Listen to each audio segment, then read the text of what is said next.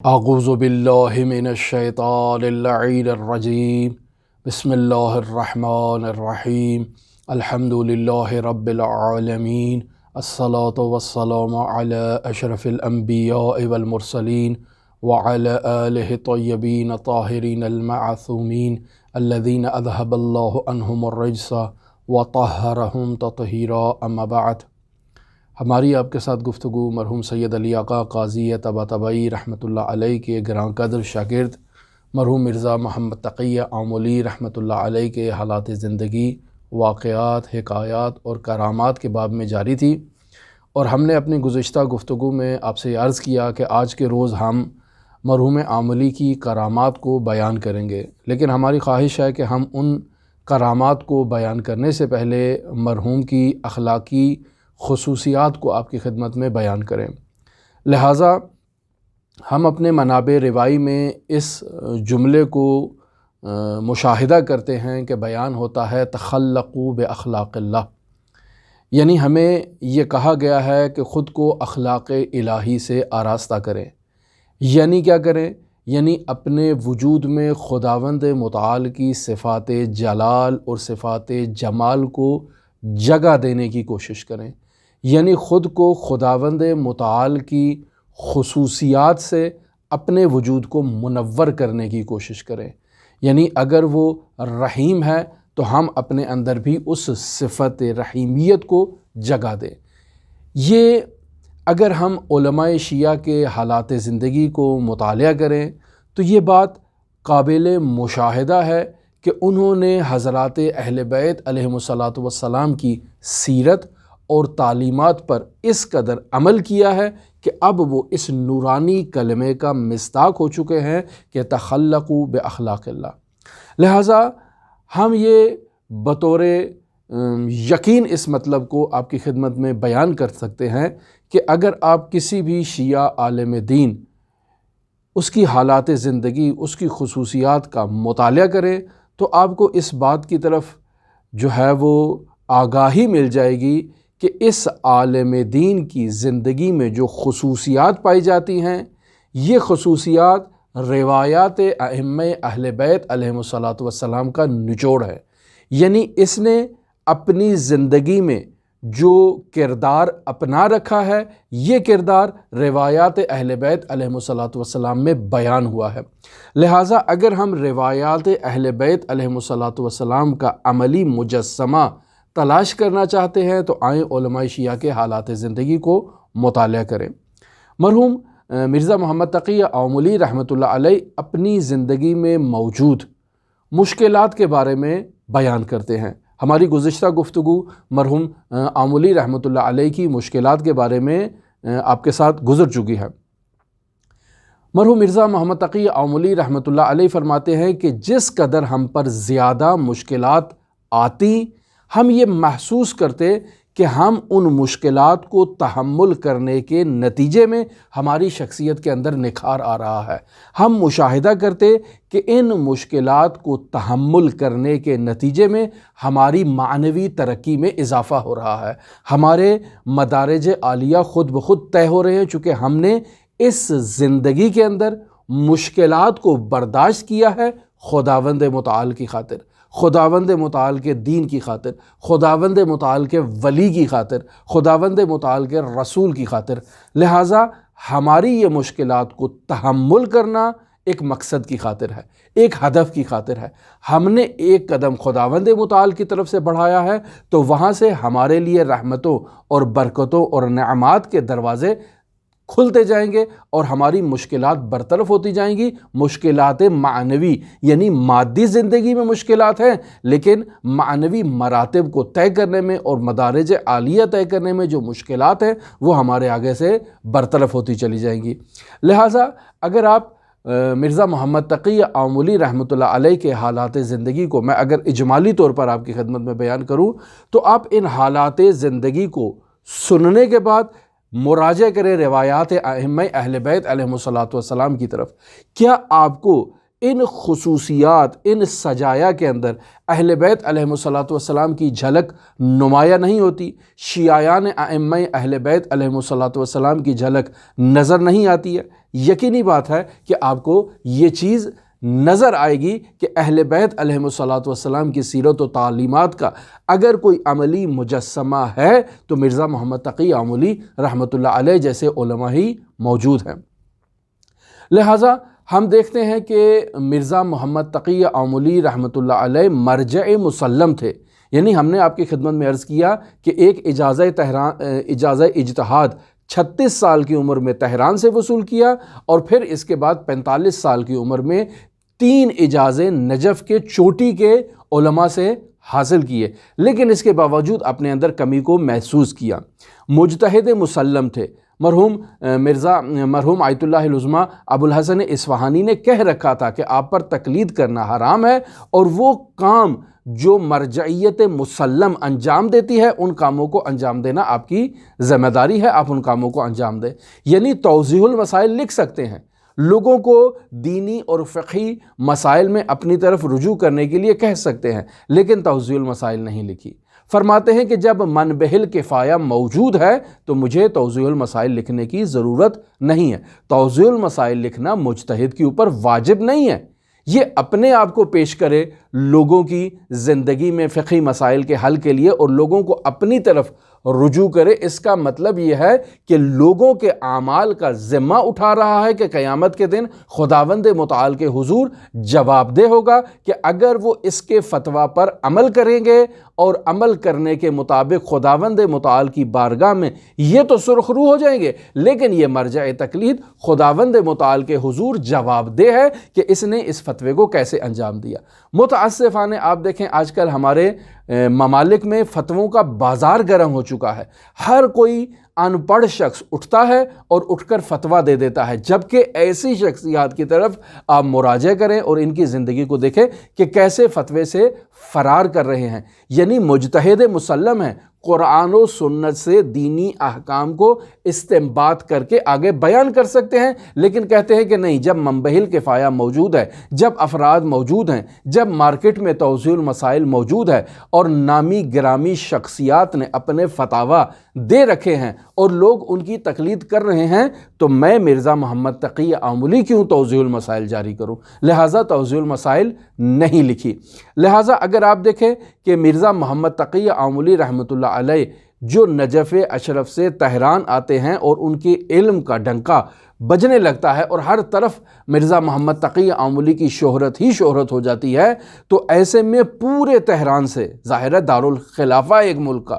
وہاں سے مرزا محمد تقی آملی کے پاس وجوہات شرعیہ آنا شروع ہو جاتی ہیں۔ کوئی خمس لے کر آ رہا ہے، کوئی زکوٰۃ لے کر آ رہا ہے، کوئی دوسرے وجوہات شرعیہ ان کے پاس لے کر آ رہا ہے، کوئی رد مظالم لے کر آ رہا ہے، لیکن ایسے میں مرجعیت عظمیٰ ان وجوہات شرعیہ میں سے ایک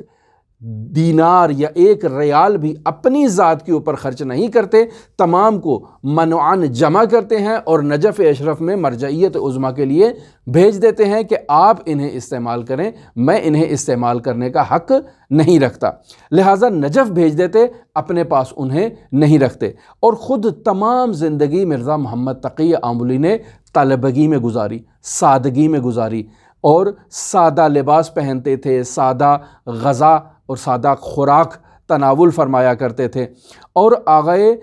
قاضی رحمۃ اللہ علیہ ان کی ذات اقدس پر اس قدر اثر انداز ہوئے تھے کہ وہ اپنی زندگی میں معمولی امور کو ہی جگہ دیتے تھے، یعنی کبھی بھی اپنی زندگی سے انہوں نے ایسی چیزوں کو ظاہر کرنے کی کوشش نہیں کی جسے ہماری عام زبان میں کرامات کہا جاتا ہے۔ لہٰذا جتنے بھی مرزا محمد تقی آملی کی زندگی سے متعلق کرامات میں آپ کی خدمت میں بیان کروں گا، یہ دوسروں نے نقل کی ہیں، یا مرزا محمد تقی آملی سے متعلق مرحوم قاضی نے بیان کیا، مرحوم طباطبائی نے بیان کیا، امام خمینی رحمۃ اللہ علیہ نے بیان کیا، یا ان کے فرزندوں نے بیان کیا۔ مرزا محمد تقی آملی اپنے وجود سے متعلق مطالب کو نقل نہیں کرتے تھے، جو مطالب نقل کر چکا، وہ جو واقعہ قم سے متعلق نقل کیا، 2 مرتبہ قبرستان شیخان سے ارواح مؤمنین کو انہوں نے وہاں بیٹھے ہوئے مشاہدہ کیا، تو یہ واقعہ ان کے نجف جانے سے اور تہران واپس آنے سے پہلے کا ہے، یعنی 40 سال کی زندگی کا واقعہ ہے، جبکہ آپ نجف اشرف عراق سے فارغ التحصیل ہو کر جب تشریف لائے اس وقت آپ کی عمر 50 سال تھی، لہٰذا یہ واقعہ 10 سال پہلے کا ہے۔ جب آپ مرزا محمد تقی آملی جب آغا قاضی رحمۃ اللہ علیہ کے حضور شرفیاب ہوئے اور قاضی رحمۃ اللہ علیہ سے انہوں نے وہ سیر و سلوک سیکھی، تو قاضی رحمۃ اللہ علیہ اپنے شاگردوں کو کرامات کے اظہار سے منع کیا کرتے تھے، کیوں؟ چونکہ یہ ایک رکاوٹ ہے۔ اگر انسان کی زندگی میں یہ باب کھل جائے تو یہ رکاوٹ بنے گا کہ انسان مدارج عالیہ کو طے کرے۔ لہٰذا آپ دیکھیں کہ ہمارے علماء شیعہ جتنوں کی بھی ابھی تک میں آپ کی خدمت میں حکایات نقل کر چکا ہوں، ان کی زندگی میں اگر کوئی خارق العادہ واقعہ ہے تو یہ خارق العادہ واقعہ مرزا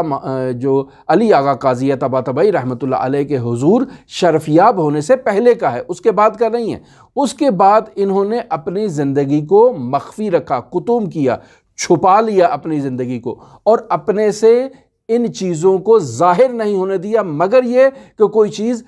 بغیر اختیار کے ان سے جاری ہو جائے، نہ چاہتے ہوئے ان سے کوئی ایسی چیز باہر ظاہر ہو جائے کہ جس کا انہوں نے ارادہ نہیں فرمایا۔ لہٰذا آپ دیکھیں کہ ایسے متواضع شخصیت،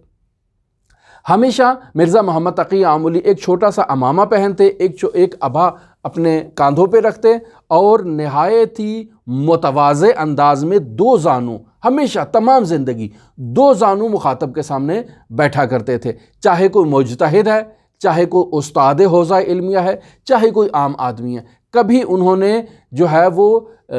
آرام سے جس طرح ہمارے معاشرے میں بیٹھا جاتا ہے ٹانگوں کو پھیلا کے، اس طرح کبھی نہیں بیٹھے تھے، بلکہ زانو سمیٹ کر زمین پر بیٹھا کرتے تھے، ایک متواضع انداز میں، ایک باادب انداز میں وہ تشریف فرمایا کرتے تھے، نہایت ہی دھیمے لہجے میں گفتگو فرمایا کرتے تھے، اور اگر آپ دیکھیں تو ان کی ذات میں رأفت، رحمت اور ادب اپنے کمال کے مرتبے پر فائز تھا۔ یعنی یہ خصوصیات ائمہ معصومین علیہم الصلاۃ والسلام کی ہے، لیکن یہ آغا مرزا محمد تقی آملی اس قدر ان خصوصیات کو اپنے وجود میں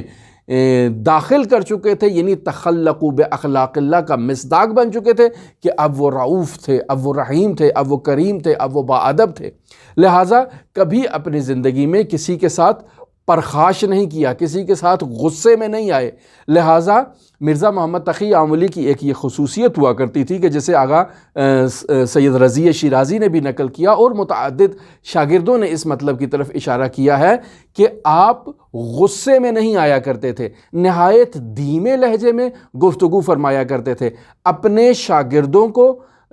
راستہ دیا کرتے تھے کہ وہ ان کے اوپر اعتراض کریں، کھل کر ان کے ساتھ بحث کریں۔ ہم نے عرض کیا فقہ میں مہارت رکھتے تھے، اصول میں مہارت رکھتے تھے، فلسفے میں مہارت رکھتے تھے، عرفان میں مہارت رکھتے تھے، اس کے علاوہ متعدد علوم میں مہارت رکھتے تھے، لیکن شاگردوں کو موقع دیتے تھے کہ وہ ان کے سامنے کھل کر اعتراض کریں، کھل کر اپنا ما فی الضمیر بیان کریں تاکہ ان کی شخصیت میں نکھار آئے۔ ایسے میں بسا اوقات شاگرد جب عجیب و غریب قسم کے سوالات کریں، اعتراضات کریں، اور بسا اوقات ان اعتراضات میں اگر نامعقول قسم کا بھی اعتراض ہو تو نہایت ہی متانت کے ساتھ اس کا جواب دیا کرتے تھے، لیکن اگر کوئی بہت ہی زیادہ اعتراضات کرنے میں تکلیف پہنچائے، اذیت کا مظاہرہ کرے، تو ایسے میں مرزا محمد تقی آملی کو جب غصہ آنے لگے تو یہ خداوند متعال کی طرف سے ان کے اوپر یہ ایک عنایت تھی کہ ان کی زبان میں لکنت پیدا ہو جاتی تھی، یعنی اگر تھوڑا سا بھی ان کو غصے کی کیفیت کے نزدیک آئیں تو زبان میں لکنت آتی تھی، لہٰذا وہ اس چیز کا اظہار نہیں کر پاتے تھے۔ پھر آپ دیکھیں کہ تدریس کے دوران وہ اپنے شاگردوں کو، یعنی ان کی یہ خصوصیت تھی جو مرزا محمد تقی آملی کو ان کے استاد علی آغا قاضی طباطبائی رحمۃ اللہ علیہ سے ملی تھی، علامہ طباطبائی رحمۃ اللہ علیہ میں بھی خصوصیت موجود تھی کہ وہ اپنے شاگردوں کو شاگرد نہیں کہا کرتے تھے، نہیں کہتے تھے کہ یہ میرے شاگرد ہیں، اور خود کو استاد کہلوانے کے بھی وہ پسند نہیں کرتے تھے کہ کوئی انہیں استاد کہے۔ لہٰذا مہارت کے باوجود وہ اپنے شاگرد کے ساتھ ایسے ہی پیش آتے تھے جیسے ایک طالب علم کسی دوسری طالب علم کے ساتھ پیش آتا ہے۔ نہایت محتاط شخصیت کے مالک تھے۔ ہمارے پاکستان میں یا ہمارے ہندوستان میں آپ دیکھیں، ہر ایک آدمی جو دینی مسائل میں مہارت نہیں رکھتا ہے، آگاہی نہیں رکھتا ہے، اٹھ کر فتویٰ دینا شروع کر دے گا اور مسائل بیان کرنا شروع کر دے گا کہ ایسے ہے یا ایسے ہے، مجتہد کو یہ بیان کرنا چاہیے تھا، یہ بیان نہیں کرنا چاہیے تھا، اور یہ اس کی دلیل ہے، یہ اس کی دلیل نہیں ہے۔ آپ دیکھیں مرزا محمد تقی آملی رحمۃ اللہ علیہ کے سامنے تہران میں ایک مسئلہ پیش آتا ہے۔ ایک حاملہ خاتون ہے جو ہارٹ پیشنٹ ہے، دل کی مریضہ ہے، اور اس خاتون کو بچہ ٹھہر گیا ہے اور بچے کے اندر بھی اب روح آ چکی ہے۔ اب آیا اس بچے کو اس خاتون کے رحم میں رہنے دیا جائے یا اس کو جو ہے وہ سخت جنین کر دیا جائے اور بچے کو گرا دیا جائے؟ کیوں؟ چونکہ اگر یہ بچہ مزید اس خاتون کے جسم میں پرورش پائے گا تو یہ خاتون جو خود ہارٹ پیشنٹ ہے، اس کی موت واقع ہو سکتی ہے۔ یہ اطباء نے فیصلہ کیا کہ اس بچے کو گرانا ہی ماں کی زندگی کے لیے ضروری ہے، اور اگر یہ بچہ رہے گا تو ممکن ہے نہ بچہ بچے نہ اس کی ماں بچے، یا ممکن ہے بچہ بچ جائے تو اس کی ماں جو ہے نا وہ اس دنیا سے چلی جائے۔ یہ دونوں کے لیے خطرناک ہے، لہٰذا اس رسک کو نہیں لیا جا سکتا۔ ڈاکٹر نے کہا کہ بچے کو گرا دینا ہی ماں کی زندگی کے لیے مناسب ہے۔ لیکن چونکہ ایک متدین گھرانہ تھا، دینی مسائل پر عمل کرنے کا پابند تھا، انہوں نے کہا کہ ہم مرجع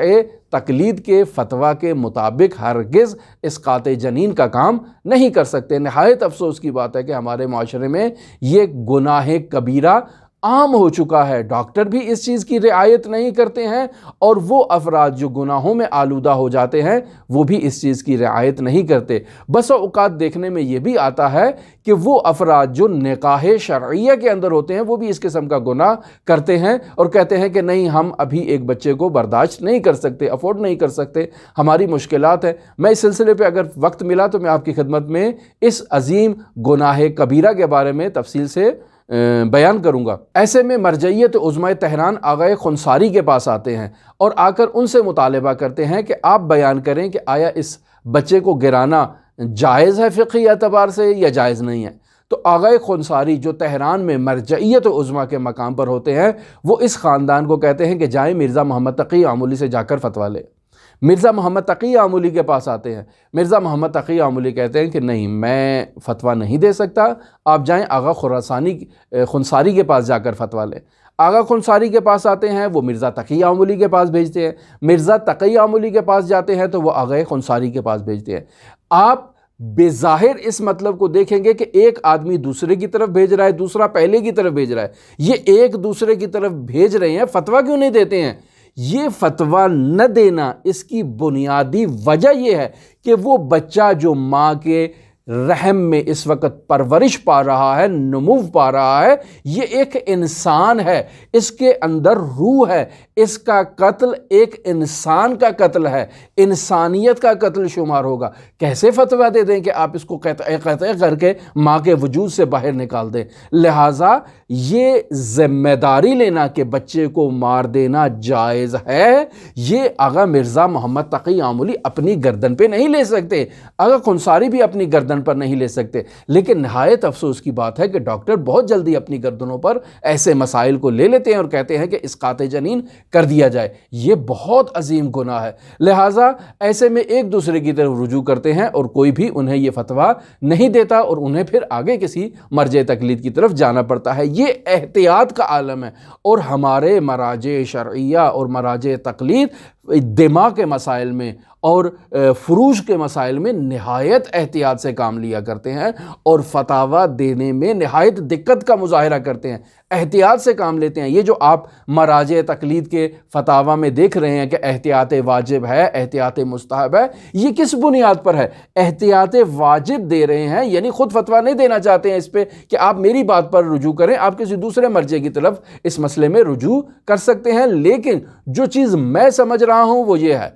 میں جو سمجھ رہا ہوں وہ یہ ہے، لہٰذا آپ کسی دوسرے کی طرف رجوع کریں، احتیاط واجب آ گئی ہے۔ اب آپ دیکھیں کہ مسائل شرعیہ کا جواب دینے کے لیے مرزا محمد تقی آملی نے اپنا دروازہ کھول رکھا تھا۔ وہی مطلب جو روایات ائمہ اہل بیت علیہم الصلوۃ والسلام کے بیانات میں ہمیں ملتا ہے کہ وجلس فی دہلیز مجلس منزلک، یعنی اپنے گھر کی دہلیز پر مسائل شرعیہ کو بیان کرنے کے لیے بیٹھو، دروازہ کھول دو تاکہ لوگ آپ کی طرف رجوع کریں اور آپ سے دینی مسائل کو اخذ کر سکیں۔ ایسے میں مرزا محمد تقی آملی کی زندگی کا بھی یہ دستور ہوا کرتا تھا کہ ان کے گھر کا دروازہ ہمیشہ کھلا رہتا تھا، یعنی دونوں دروازوں کے مابین ایک اینٹ کو رکھ دیا کرتے تھے تاکہ یہ دروازہ کبھی بند نہ ہو، ہمیشہ کھلا رہے، اور لوگوں کو بھی پتہ ہوتا تھا کہ یہ دروازہ کھولیں گے سامنے کمرہ ہے جس میں مرزا محمد تقی آملی تشریف فرما ہے، ہمیں جب بھی اپنی زندگی میں کوئی مسئلہ پیش آئے ہم اس دروازے کو کھولیں گے، جائیں گے، جا کے مرزا محمد تقی آملی سے فقہی مسئلہ ہو، اخلاقی مسئلہ ہو، عرفانی مسئلہ ہو، اعتقادی مسئلہ ہو، کوئی بھی مسئلہ ہو، ہم مرزا محمد تقی آملی سے جا کر اس مسئلے کو پوچھیں گے اور واپس آ جائیں گے۔ لہٰذا ایسے مرزا محمد تقی آملی جو ہیں وہ برخورد کیا کرتے تھے اور لوگوں کو دینی مسائل بیان کرنے میں ایسے خود کو پیش کیا کرتے تھے۔ پھر اس کے علاوہ آپ ان کی اخلاقی خصوصیت دیکھیں کہ جیسے ہمارے فقہا کے ہاں ہر جمعرات کو مجالس عزا ہوا کرتی ہے، اور ہم آپ کی خدمت میں بیان کر چکے کہ مرحوم مرزا علی آغا قاضی طباطبائی کی یہ خصوصیت تھی کہ وہ ہر جمعرات کو اپنے گھر میں مجلس رکھا کرتے تھے اور شاگردوں کو بھی یہ تلقین کیا کرتے تھے کہ حضرت ابا عبداللہ الحسین علیہ السلام سے توسل ہی آپ کی ارتقاء کا اور آپ کے مدارج عالیہ طے کرنے کا ایک بہترین ذریعہ ہے۔ لہٰذا وہ افراد جو ہم سے معمولاً سیر و سلوک کے بارے میں رابطہ کرتے ہیں کہ ہم کرنا چاہتے ہیں، تو عزیزان محترم مرزا محمد تقی آملی کی زندگی کو دیکھیں، آغائے بہجت کی زندگی کو دیکھیں، آغائے محمد حسین طباطبائی رحمۃ اللہ علیہ کی زندگی کو دیکھیں، الہیہ طباطبائی کو زندگی کو دیکھیں، یا آغا قاضی کے تمام شاگردان کی زندگی میں ملاحظہ کریں، حضرت امام حسین علیہ السلام سے توسل مدارج عالیہ طے کرنے کا بہترین راستہ ہے۔ لہٰذا ایسے میں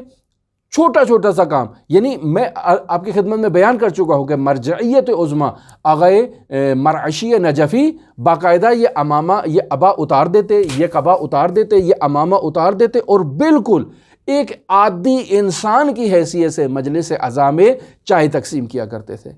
وہاں جو مجلس میں عزاداران شریک ہو رہے ہیں ان کی خدمت کیا کرتے تھے۔ یہ ہے سیر و سلوک تشیع کہ امام حسین علیہ السلام کی مجالس عزا میں حتیٰ آپ لوگوں کے سامنے ان کے جوتے اگر سیدھے کر کے رکھ دیں کہ یہ ابا عبداللہ الحسین علیہ السلام کی مجلس میں شرکت کے لیے آیا ہے، یہ سیر و سلوک ہے اور یہ آپ کو مدارج عالیہ طے کرنے میں فائدہ دے گا۔ ایسے میں مجلس کے اندر نیاز تیار کرنا، مجلس کے نیاز تیار کرنے کے مراحل میں تعاون کرنا، مجلس کے لیے جو نظافت کا کام ہے، مجلس میں وہ جو جگہ ہے اس میں جھاڑو دینا، بینر لگانا، وہاں چیزوں کو آراستہ کرنا، یہ ہم انہیں معمولی سا کام سمجھتے ہیں، اور ان معمولی کاموں کو جن ہماری ذہن میں معمولی ہوتے ہیں ہم انہیں دوسروں کو سپرد کر دیتے ہیں، جبکہ یہی معمولی کام جو ہیں جو ہم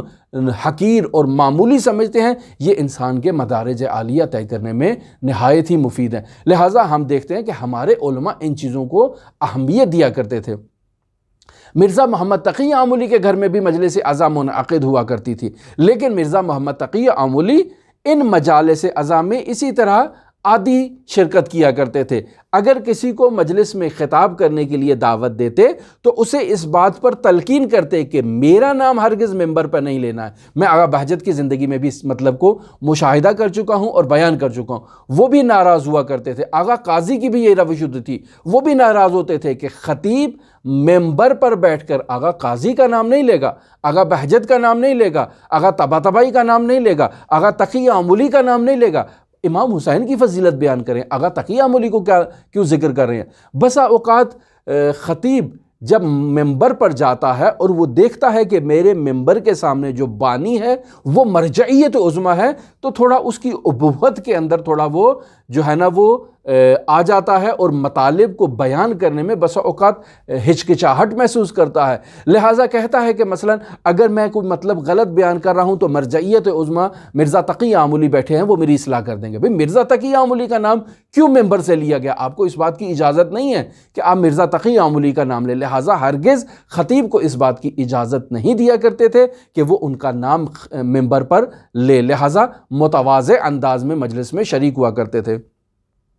اور ہم نے یہ آپ کی خدمت میں عرض کی کہ مرزا محمد تقی آملی کی روش ہوا کرتی تھی کہ وہ ہر درس سے متعلق جزوہ تحریر کرتے تھے، جو بعض میں عالم اسلام کے لیے عظیم کتابیں کی صورت میں پبلش ہو چکے۔ لیکن جب یہ کتابیں آئیں، مثلا یہی دورال الفوائد جو منظومہ ملا ہادی سبزواری رحمۃ اللہ علیہ کی شرح ہے اور 50 سال سے ملا ہادی سبزواری کی منظومہ سے استفادہ کرنے کے لیے یہ ایک بہترین شرح کی حیثیت رکھتی ہے، ایسے میں مرزا تقی آملی جب اس کتاب کی پبلش کا وقت آتا ہے اور کہا جاتا ہے کہ اجازت دیں ہم اس کے اوپر لکھ دیں آیت اللہ مرزا محمد تقی آملی، کہتے ہیں نہیں، ہرگز اس بات کی اجازت نہیں ہے۔ یعنی پہلے جو کتابیں پبلش ہوئیں ان کتابوں پہ فقط یہ لکھا ہوا تھا کہ آغائے آملی، کون آملی نہیں معلوم، دنیا میں ہزار آملی ہیں، آملی تو آمل رہنے والے افراد ہیں، آمل میں ہزاروں افراد رہتے ہیں، معلوم نہیں ہے کہ کون سا آملی ہے، لہٰذا پہلے لکھا کرتے تھے آغائے آملی، یعنی یہ کتاب آملی نے لکھی ہے، کون سے آملی نے لکھی ہے یہ معلوم نہیں ہے۔ اور بعد میں جب اصرار ہوا تو کہا اس کے اوپر لکھ دے محمد تقی آملی، یعنی نہیں کہا کہ اس کے اوپر مولانا، آغا، حجت الاسلام، آیت اللہ جو ہمارے معاشرے کے القاب ہوتے ہیں، نہ ہرگز نہیں، محمد تقی آملی۔ یہی مطلب آپ دیکھیں آیت اللہ العظمیٰ شیخ محمد تقی بہجت رحمۃ اللہ علیہ کہ جب توضیح المسائل لکھی جا رہی ہے اور آ گئی ہے، پبلش کرنا ہے، بتائیں اس کے اوپر ہم لکھ سکتے ہیں کہ آیت اللہ محمد تقی بہجت؟ نہ ہرگز اس بات کی اجازت نہیں ہے، بغیر نام کے پبلش کی جائے میری توضیح المسائل۔ بھئی کیسے ممکن ہے؟ لوگوں نے خریدنی ہے، لوگوں نے تقلید کرنا ہے، ان کو پتہ تو چلے کہ یہ کتاب کس شخصیت کی ہے، ہم کس کی تقلید کر رہے ہیں۔ اچھا تو اس کے اوپر لکھ دیں محمد تقی بہجت، بس اس کے علاوہ نہیں، اصلاً اجازت نہیں دی۔ تو فرزند کہتے ہیں کہ میں نے استخارہ کیا، استخارہ اچھا آیا تو ان کی مہر کا ٹائٹل، وہ ٹائٹل اٹھا کر میں نے توضیح المسائل کی جلد پر ڈال دیا، بہت ناراض ہوئے کہ آپ کو کس نے اجازت دیا کہ میرا ٹائٹل جو مہر کا ٹائٹل ہے العبد محمد تقی بہجت، اس کو آپ توضیح المسائل کے اوپر پبلش کریں، آپ کو کس نے اجازت دی ہے؟ لہٰذا اس قدر جو ہے وہ اپنی شخصیت کو مخفی رکھنے والی یہ شخصیات تھیں۔ تو اب آپ دیکھیں کہ یہ جو تخلقوا باخلاق اللہ کے مصداق شخصیات ہیں، یہ تشیع کا حقیقی چہرہ ہے۔ تشیع کا حقیقی چہرہ وہ شخص نہیں ہے جو پاکستان میں یا ہندوستان میں تشیع کے عقائد کو مسخ کر رہا ہے، جو نظریات کو مسخ کر رہا ہے، جو بد اخلاقی کر رہا ہے ممبر پر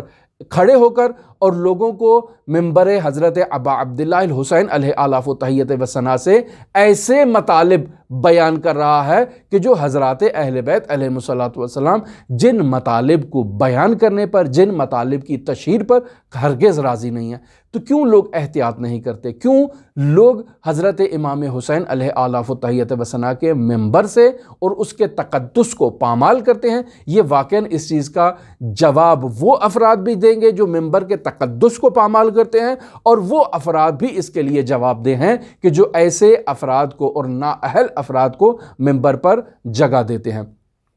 ہماری آپ کے ساتھ گفتگو مرزا محمد تقی آملی کے محاسن اخلاقی کے بارے میں جاری ہے، یہ باب ہم کمپلیٹ کر لیں تو دوبارہ مرزا کی جو کرامات ہیں ان کی بارے میں آپ سے گفتگو کریں گے۔ اگر آپ دلچسپی رکھتے ہوں تو ہمارے ساتھ رہیے گا۔ اللہم صلی علی محمد و آل محمد وعجل فرج قائم آل محمد۔